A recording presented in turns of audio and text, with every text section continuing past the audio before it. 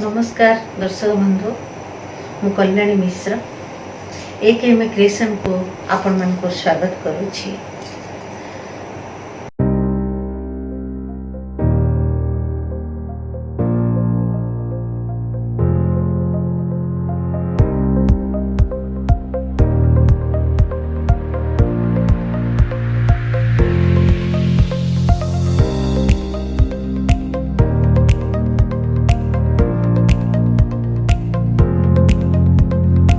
भावे प्रसारित आमर बाइबल पुरातन नियम चतुर्थ अध्याय को आज आमे समीक्षा करिबा एवं समीक्षा करने को आम चैनल ले उपस्थित अछंती श्रीयुक्त शशि शेखर दास। महाशय नमस्कार। नमस्ते। आमर एकेएम क्रिएशन चैनल को आपन को स्वागत करुछि। आज बाइबल आदि नियमर चतुर्थ पर्व बा अध्याय को समीक्षा करी आमर दर्शक बंधु मान सम्मुख में उपस्थापन करने आपण को मोर अनुरोध। धन्यवाद।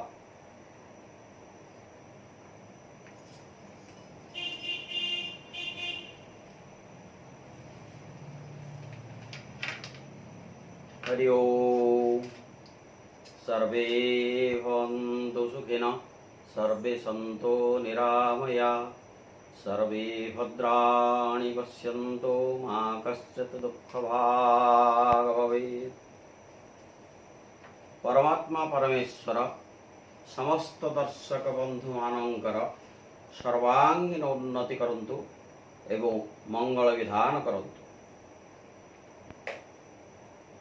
सुधी दर्शक वृंद, विगत अध्याय रे आमे बाइबल को तर्जमा करिथिले एवं द्वितीय अध्याय पर्यंत आमर परिसमाप्ति घटिथिला।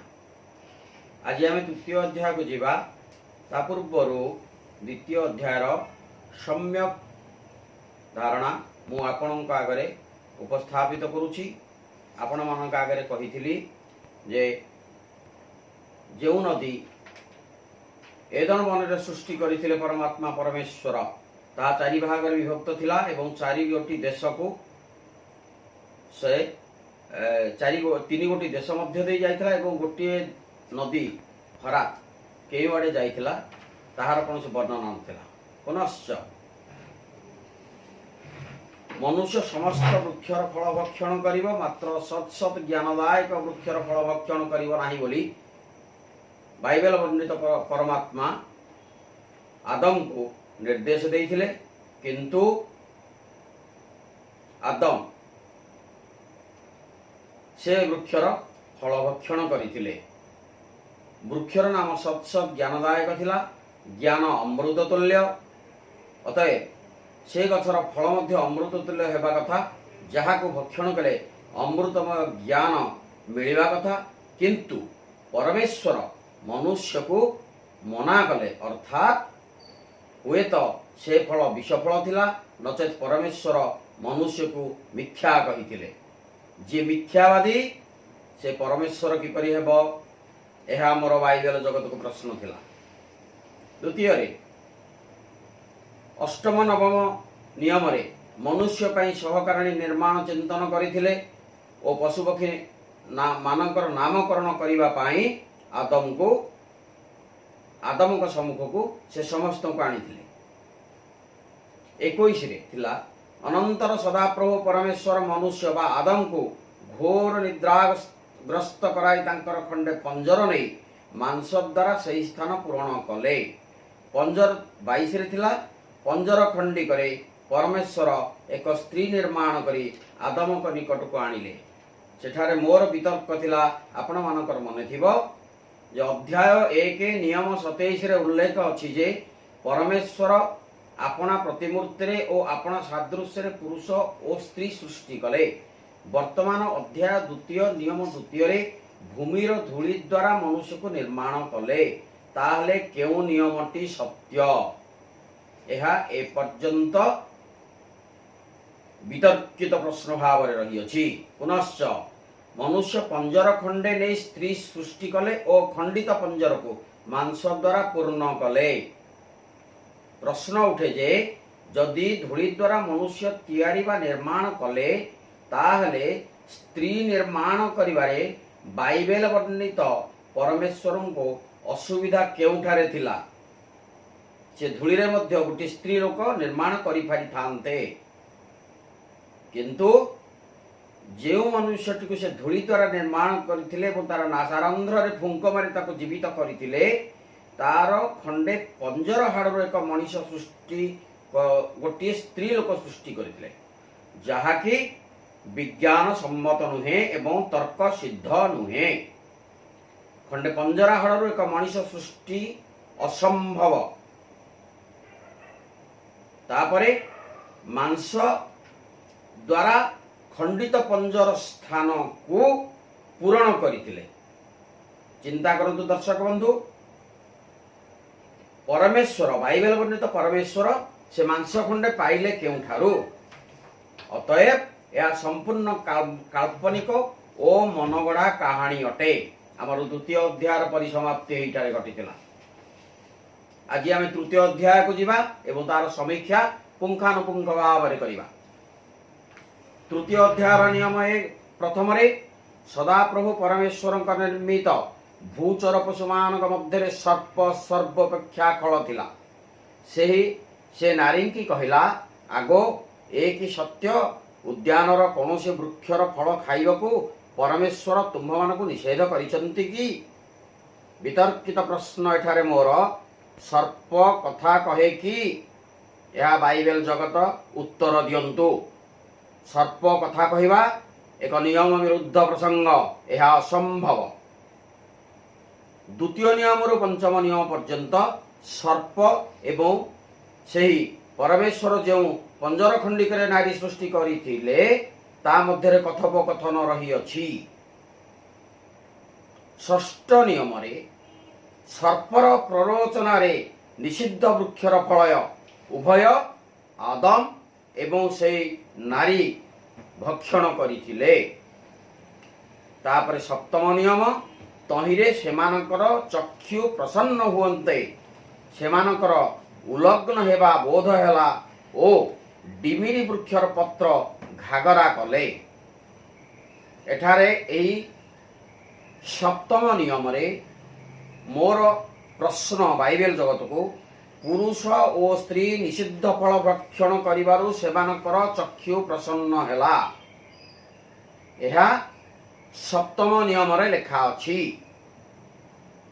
एहार अर्थ दुई प्रकार। मोर विचार रे यह दुई प्रकार अर्थ बुझौछि। प्रथम अर्थ चक्षु प्रसन्न अर्थात चक्षुर ज्योति प्रकाश पाइबा। जदि एहा हुए ताहा हेले उभय पुरुष एवं नारी को परमेश्वर अंध करी निर्माण करथिले कि? बाइबेल जगत यार उत्तर दौ। अर्थात जदि अंध करी निर्माण करथिले ताहले बाइबेल वर्णित परमेश्वरंकर सृष्टि ज्ञान असंपूर्ण थिला। वर्तमान द्वितीय तर्क चक्षु प्रसन्नर द्वितीय अर्थ प्रकारांतर ज्ञान उदय हेबा।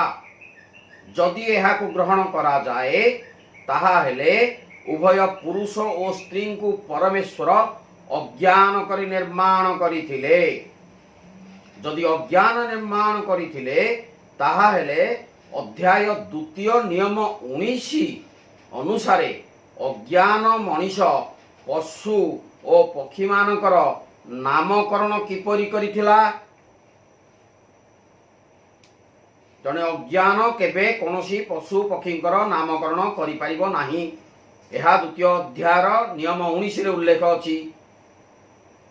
तेणु ए सब को तर्जमा कले उक्त नियम गुड़िक संपूर्ण मनगढ़ा कहानी अमूलक एवं भ्रांत परिकल्पना अटे। तापरे तृतीय अध्याय अष्टम नियम आसिला। तहु दिवावसान समय उद्यान मध्य गमनागमनकारी सदा प्रभु परमेश्वरंकर रब शुणी आदम और तांकर भार्या ଉଦ୍ୟାନସ୍ଥ ବୃକ୍ଷଗଣଙ୍କ ମଧ୍ୟରେ ଲୁଚିଲେ।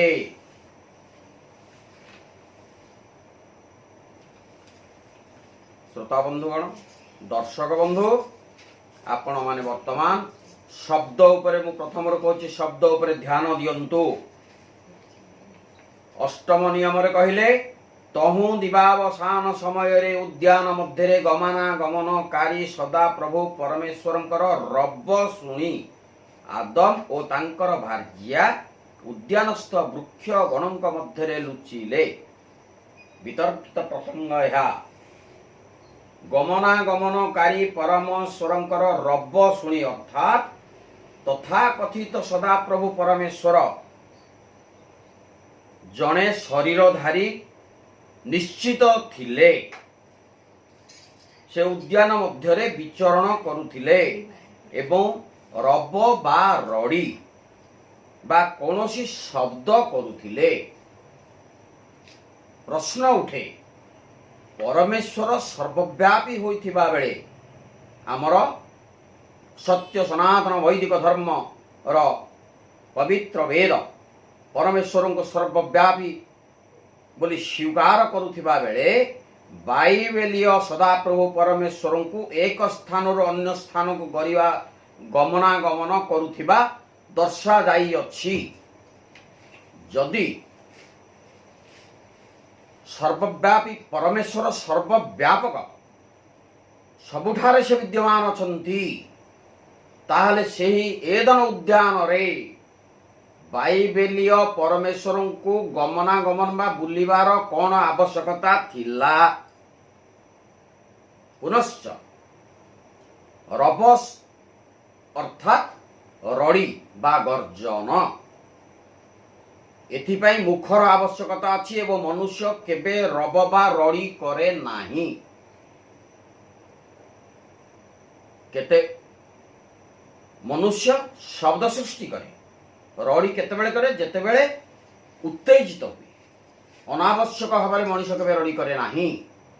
ତେଣୁ ଯଦି ରଡ଼ି କରୁଥିଲେ ପରମେଶ୍ୱର, ବାଇବେଲ ବର୍ଣ୍ଣିତ ପରମେଶ୍ୱର, ତାହେଲେ ସେ କ'ଣ କାହା ସାଥିରେ କଜିଆ କରୁଥିଲେ କି? ଗଣ୍ଡଗୋଳ କରୁଥିଲେ କି? ଚିତ୍କାର କରୁଥିଲେ କାହିଁକି? ତ ରବର ଅର୍ଥ, ଆକ୍ଷରିକ ଅର୍ଥ ହେଲା ରଡ଼ି। ତେଣୁ ଏଠାରେ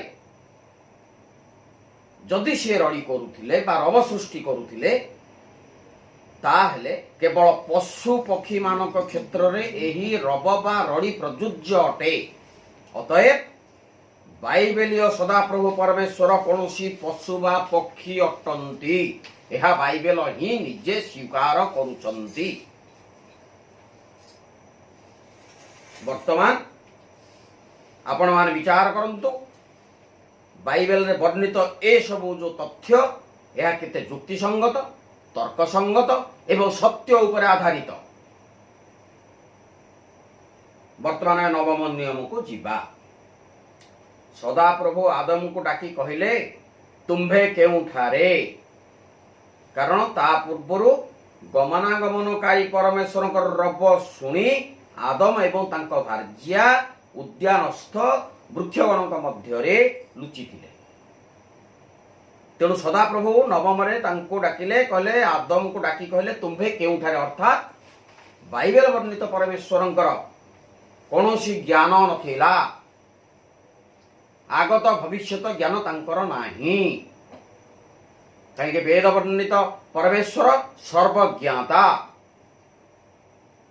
ଏ ସାରା ସକଳ ସୃଷ୍ଟିରେ ଯିଏ ଯାହା ବି କରୁ ତାହା ପରମେଶ୍ୱରଙ୍କର ଜ୍ଞାନ ବା ଜ୍ଞାତ ସାରରେ ହେଉଥାଏ। ତେଣୁ ଏଠାରେ ବାଇବେଲ ବର୍ଣ୍ଣିତ ପରମେଶ୍ୱର ଅଜ୍ଞାନ ହୋଇଥିବାରୁ ଆଦମ ଏବଂ ତାଙ୍କର ଭାର୍ଯ୍ୟା କେଉଁଠାରେ ଲୁଚିଥିଲେ ତାହା ତାଙ୍କୁ ଜ୍ଞାତ ନଥିବାରୁ ସିଏ ପ୍ରଶ୍ନ କଲେ ଯେ ତୁମ୍ଭେ କେଉଁଠାରେ? ତେଣୁ ସଦାପ୍ରଭୁ ପରମେଶ୍ୱର ଆଦମକୁ କେଉଁଠାରେ ବୋଲି ପ୍ରଶ୍ନ କରିବାରୁ ପ୍ରମାଣିତ ହେଉଛି ଯେ ଆଦମ ଯେଉଁଠାରେ ଲୁଚିଥିଲେ ସେ ସ୍ଥାନ ତଥାକଥିତ ପରମେଶ୍ୱରଙ୍କୁ ଜ୍ଞାତ ନଥିଲା। ତେଣୁ ତଥାକଥିତ ବାଇବେଲୀୟ ସଦାପ୍ରଭୁ ପରମେଶ୍ୱର ପଦବାଚ୍ୟ ନୁହନ୍ତି। କାରଣ ବେଦ ବର୍ଣ୍ଣିତ परमेश्वर सर्वज्ञाता। वर्तमान आमे 10म अध्याय को जीवा। 10म नियम, तृतीय अध्याय 10म नियम। 10म नियम रे कौन कहले? आदाम कहले तुम्भ रब शुणी आपण उलग्नता सकाशे भीत होई लुचि थिलु। यह बाइबल रे लिखा अछि। जहा कि मु आपण मानको प्रथम रो देखैथिली जे एही बाइबल रे ताहा ही वर्णित होई अछि। उक्त अध्यायर नियम 7 रे वर्णित अछि जे आदम ओ तांको स्त्री डिमिरी पत्र सी घागरा बनाइथिले। ए कथा मु आपनको आगरु भी आपनका आगे उपस्थापित करी अछि। अर्थात लज्जा निवारण पाई घागरा प्रस्तुत करिथिले। ताहले 10म नियम रे आदम एवं तांकर भार्या उलग्न रहिले किपरि? घागरा बनैथिले तो से पिंधिबा को ना तांकर लज्जा निवारण पाई। तेणु जेतेबेले से पिंधिथिले से उलग्न थिले किबेति? लुचिबार कोनोसी आवश्यकता नथिला। तेणु एठारे आदाम कहउचंते जे आपनक रब शुणी आपना उलग्नता सकाशे भीत होई लुचिले। कि से माने तो घागरा डिमिरी पत्रे घागरा बनैथिले कोन मुंडरे ठेका भिड़िबाकू? घागरा बनैथिले निजर लज्जा निवारण करिया पई। निश्चित से माने पिंधिथिबे। जदि पिंधिथिबे से एठी उलग्न हेले काहे कि लुचिले काहे कि? एहा अमूलक नुहे कि? आपण माने निजको प्रश्न करंतु। एहा केते दूर युक्ति संगत कथा लेखा अछि। वर्तमान 11 नियम को जीवा। सदा प्रभु परमेश्वर पचारिले उलग्नता ज्ञान तुम्भर आसिला किपरि? तुम्भे कोन निषिद्ध फल खाइअछ कि? चिंता करंतु। से माने तो निषिद्ध फल खाइले सेते बेले बाइबल परमेश्वर को ज्ञान हैला नहीं बा से जानी पारले नहीं। से अज्ञान ताकर ज्ञान थिले जानी थांते जारे रे से लोक गुडा को से फलटा खाइले। एठी से प्रश्न करूचंती 11 रे जे सदाप्रभु पचारले उलग्नता ज्ञान तुमरा आसिला किपरि? तुम्भे कोन निषिद्ध फल खाइछ कि? एठी वितर्क कोन? जदि बाइबल वर्णित परमेश्वर सर्वज्ञाता ताहले आदम ओ तांकर स्त्री निषिद्ध फल खाइबा निश्चित जानी पारि थांते एवं सेथिरु तांको निवृत्त करि पारि थांते। किंतु एठारे सेपरि किछि सदाप्रभु करि नाहांती एवं ए सकल वृत्तांत तांकर ज्ञात सारर बाहरे घटित होइथिबारु तांको परमेश्वर कहिबा हास्यास्पद नुहे कि? एहा आमर सरलतार सुजोग नहीं ए बाइबल जगत आम मध्य प्रचार करुअछि। आपण माने निजे ही तर्जमा करंतु। जेउ जुक्ति मु एठी उपस्थापित करुअछि आपण मानक सर्व सम्मुख रे एहा केते दूर जुक्ति संगत? जदि एहा अजुक्तिकर आपण माने भी मतामत दे परंती। संपूर्ण विश्व या देखुअछि। पुनश्च आमे वर्तमान तृतीय अध्यायर नियम संख्या 12 को जीवा। आदम को उत्तर थिला जे मो स्त्री कथारे से फल खाइली। ठीक, कारण साप तांको स्त्री की फुसिले जे तमे खाइले तमर आखिर उज्ज्वलता बढ़िबो। तांको स्त्री से फल खाइले एवं तांको स्वामी आदम को देले। तेणु आदम से कथा स्वीकार करिसंती। तृतीय रे त्रयोदश माने 13 नंबर रे लिखा हला तांको स्त्री को पचारंते किए से बाइबल जगतर परमेश्वर तांको स्त्री को पचारिले से सर्पर कथारे ଏହା ଖାଇଥିବା କହିଲେ। ଯେତେବେଳେ ତାଙ୍କ ସ୍ତ୍ରୀ କି ପଚାରିଲେ ସେତେବେଳେ ସେଇ ସ୍ତ୍ରୀ ଲୋକଟି କହିଲା ଯେ ମୁଁ ସର୍ପର କଥାରେ ପ୍ରରୋଚିତ ହୋଇ ଏହା ଖାଇ ଅଛି। ଚିନ୍ତା କରନ୍ତୁ, ତାହା ମୁଁ ସମ୍ପୂର୍ଣ୍ଣ ପଢି ଦଉଛି ଆପଣଙ୍କ ସମ୍ମୁଖରେ।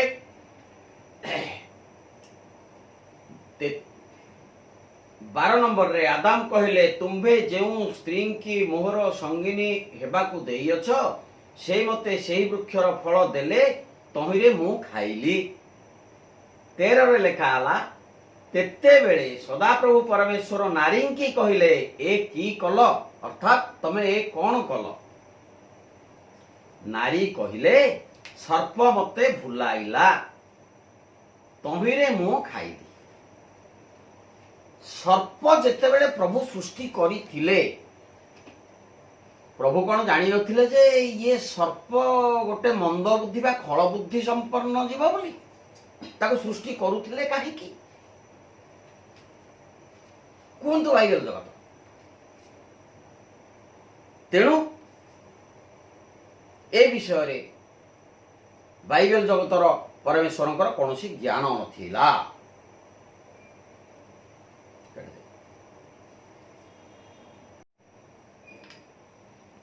ବର୍ତ୍ତମାନ ଚତୁର୍ଦ୍ଦଶ ନିୟମକୁ ଯିବା। ବନ୍ଧୁଗଣ,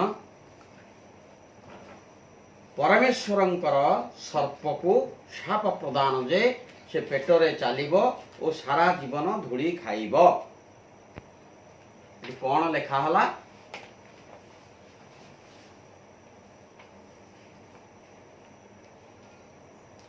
ତହୁଁ ସଦା ପ୍ରଭୁ ପରମେଶ୍ୱର ସର୍ପକୁ କହିଲେ, ଏହି କାର୍ଯ୍ୟ କରିବା ହେତୁରୁ ତୁମ୍ଭେ ସମସ୍ତ ଗ୍ରାମ୍ୟ ଓ ବନ୍ୟ ପଶୁଠାରୁ ଅଧିକ ଶାପଗ୍ରସ୍ତ ହେଲ। ତୁମ୍ଭେ ଆପଣା ପେଟ ଦେଇ ଗମନ କରିବ ଓ ଯାବଜ୍ଜୀବନ ଧୂଳି ଖାଇବ। ଚତୁର୍ଦ୍ଦଶ ନିୟମକୁ ସମୀକ୍ଷା କରିବା। ଶାପଗ୍ରସ୍ତ ହୋଇ ସର୍ପ ଯଦି ପେଟରେ ଭରା ଦେଇ ଗମନ କଲା, ତାହେଲେ ଶାପଗ୍ରସ୍ତ ହେବା ପୂର୍ବରୁ ସେଇ ସର୍ପଟି କଣ ଗୋଡରେ ଚାଲୁଥିଲା ନା ହାତରେ ଚାଲୁଥିଲା? କାରଣ ସର୍ପ ଏକ ସରୀସୃପ, ତାର ଗୋଡ ନାହିଁ। ଏହା ସୃଷ୍ଟିର ବିରୁଦ୍ଧ କଥା ଲେଖା। ସାପ କେବେ ବି ଗୋଡ ନଥିଲା କି ହାତ ନଥିଲା ସୃଷ୍ଟିର ଆରମ୍ଭରୁ, ତାହେଲେ ସେ ପେଟରେ ତ ଚାଲିବ। ତେଣୁ ସେ ଶାପଗ୍ରସ୍ତ କଣ କଲେ ଅଧିକା? ପୁନଶ୍ଚ କେବଳ କଣ ସର୍ପ ପେଟରେ ଭରା ଦେଇକି ଚାଲେ? ଭୂମି ମଧ୍ୟରେ ଥିବା ଜିଆ, କୃମି ଏବଂ କୋଚିଆ ଜାତିର ମାଛ ବୋଲି ଅନେକ ତାକୁ କୁହନ୍ତି, ସିଏ କଣ ପେଟରେ ଭରା ଦେଇ ଚାଲେ ନାହିଁ କି? ତାହେଲେ କୁର୍ମି, ଭୂମିସ୍ଥ କୁର୍ମି ବା ଜିଆ ବା କୋଚିଆ ମାନଙ୍କୁ କିଏ ସାପ ଦେଇଥିଲା? ଏହା ବାଇବେଲ ଜଗତ ପ୍ରମାଣ କରୁ। ବାଇବେଲ ଜଗତ ଏହାର ଉତ୍ତର ଦଉ। ଏ ସମସ୍ତେ ପେଟରେ ଭରା ଦେଇ ଚାଲନ୍ତି, ଏହା ତ ସୃଷ୍ଟିର ନିୟମ।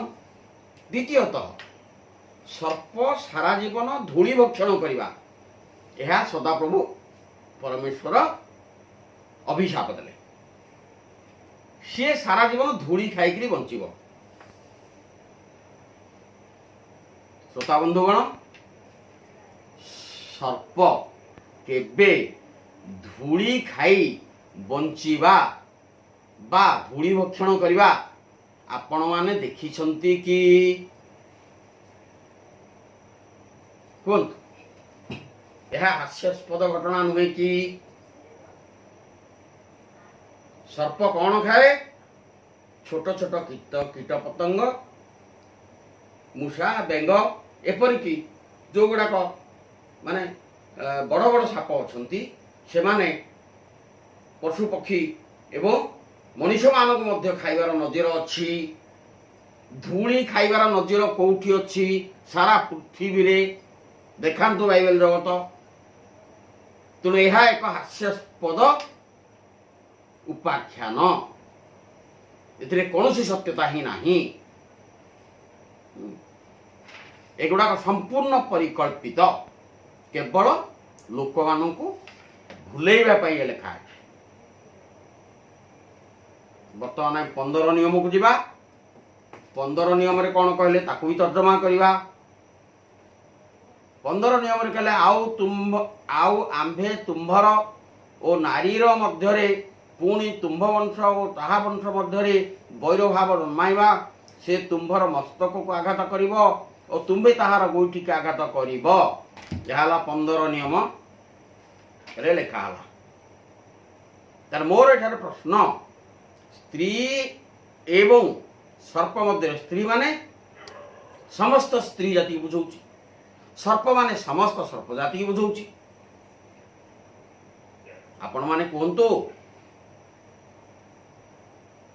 କୌଣସି ସର୍ପ ଏବଂ ସ୍ତ୍ରୀ ମଧ୍ୟରେ ବୈରଭାବ ଅଛି କି? କୌଣସି ନାରୀ ମଧ୍ୟରେ ସର୍ପ ମଧ୍ୟରେ ବୈରଭାବ ଅଛି କି? ଆପଣ ମାନେ କେବେ ଦେଖିଛନ୍ତି କି ସାରା ବ୍ରହ୍ମାଣ୍ଡରେ? ନା।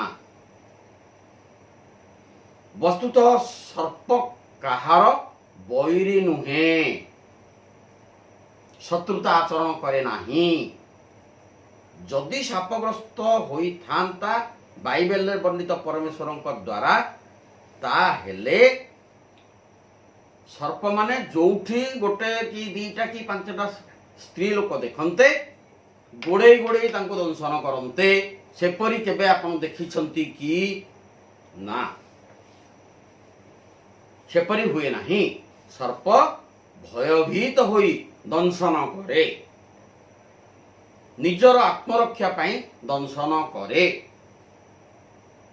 ତେଣୁ ଏ ସର୍ପକୁ ଯେଉଁ ଶାପଗ୍ରସ୍ତ କରାଗଲା ବାଇବେଲରେ, ତାହା ସମ୍ପୂର୍ଣ୍ଣ ମିଥ୍ୟା, ସମ୍ପୂର୍ଣ୍ଣ କପୋଳ କଳ୍ପିତ। ବର୍ତ୍ତମାନ ଆମେ 16 ନିୟମକୁ ଯିବା। ନାରୀଙ୍କର ଗର୍ଭ ବେଦନା ଶାପ ଅର୍ଥାତ୍ ଅଭିଶାପ। ତହୁଁ ସେ ନାରୀଙ୍କି କହିଲେ, ଆମ୍ଭେ ତୁମ୍ଭ ଗର୍ଭ ବେଦନା ଅତିଶୟ ବଢ଼ାଇବା। ତୁମ୍ଭେ ବ୍ୟଥାରେ ସନ୍ତାନ ପ୍ରସବ କରିବ, ପୁଣି ସ୍ୱାମୀ ପ୍ରତି ତୁମ୍ଭର ବାସନା ରହିବ, ସେ ତୁମ୍ଭ ଉପରେ କର୍ତ୍ତୃତ୍ୱ କରିବ।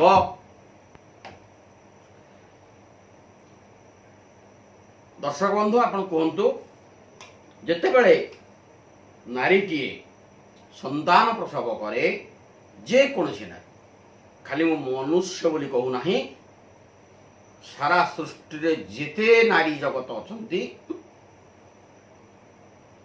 ସମସ୍ତେ ସନ୍ତାନ ପ୍ରସବ ସମୟରେ ଗର୍ଭ ବେଦନା ଅନୁଭବ କରନ୍ତି।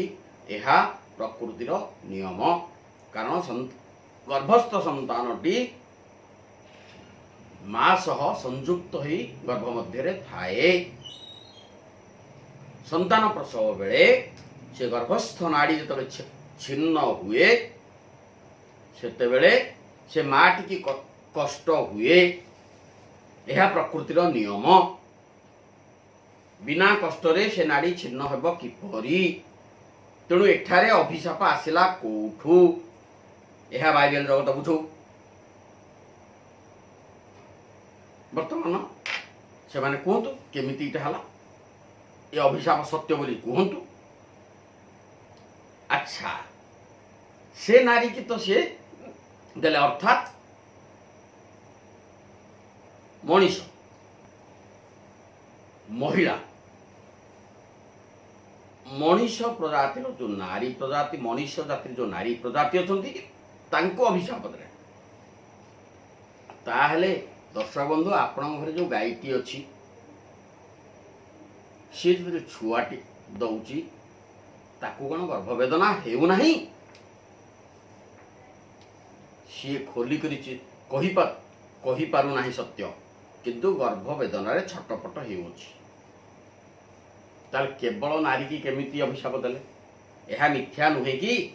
ଏ ଅଭିଶାପ କାହାଣୀ ମିଥ୍ୟା ନୁହଁ କି? ଏହା ସମ୍ପୂର୍ଣ୍ଣ ମିଥ୍ୟା, ଯୋଉଟା କପୋଳ କଳ୍ପିତ। ଏଥିରେ ଜମା विश्वास करंतु नाही। वर्तमान आमे सप्तदश नियम को जीवा। सप्तदश नियम रे कोन लिखा हला? आउ से आदम को कहिले जे वृक्षर फल खाइबा विषय रे आम्भे तुम्भंकु आज्ञा देई कहिथिलु ताहा खाइबो नाही। तुम्भे आपणा भार्यार कथा शुणी ताहा खाइअछ। एणु तुम्भ सकाशु भूमि शापग्रस्त हैला। दर्शक बंधु शब्द उपर ध्यान दियंतु। एणु तुम्भ सकाशु भूमि शापग्रस्त हैला। तुम्भे जावज्जीवन क्लेशरे तहिरु भक्ष्य पाइब। एठारे मोर बाइबल जगत को प्रश्न,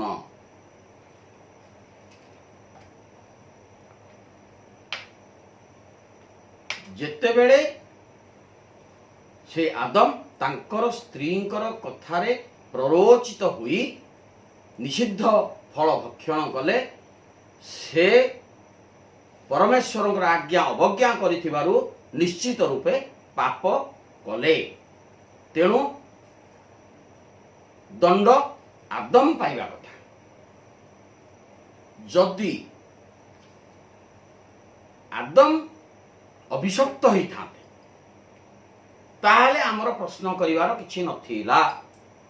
किंतु एठारे आदमकर दोष पाई भूमि शापग्रस्त होइछि। भूमि अर्थ पृथ्वी।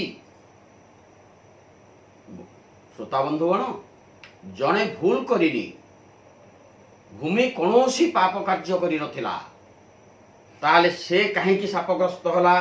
आदमर दोष पाई भूमि काहेकि शापग्रस्त हबो? जदि आदमर दोष पाई भूमि शापग्रस्त होला, ताहले से स्त्री लोक तो अवज्ञा करता, सीए काहे शापग्रस्त होला? ता पे भूमि काहे शापग्रस्त न होला? सर्प तो तांको भुलेइथिला बा मंद बुद्धि देइथिला, ताहले से सर्प काहे शापग्रस्त होला? ता पे काहे भूमि शापग्रस्त न होला? आकु बाइबल जगत बुझौ। जणे निरीह जे कौनसी पाप करि नाही ताकू बाइबल जगतर परमेश्वर शापग्रस्त कले काहीकि? एठारे से कोन अन्याय कले नाही कि? किंतु वेद वर्णित परमेश्वर कौनसी अन्याय करंती नाही। तेणु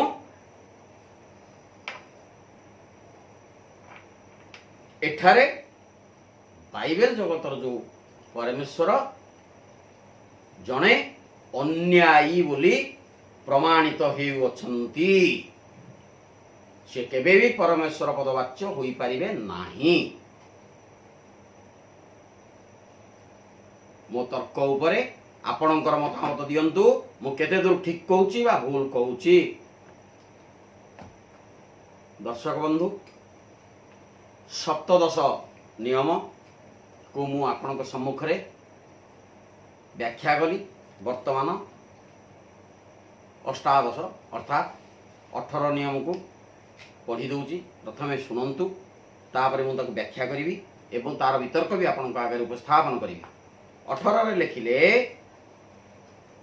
तहिरे कंटा ओ गोखरा गछ जात हो। अर्थात भूमि शापग्रस्त हला, तहिरे कंटा गछ गोखरा गछ जात हेबो। पुणी तुम्भे खेतर शाक भोजन करिब।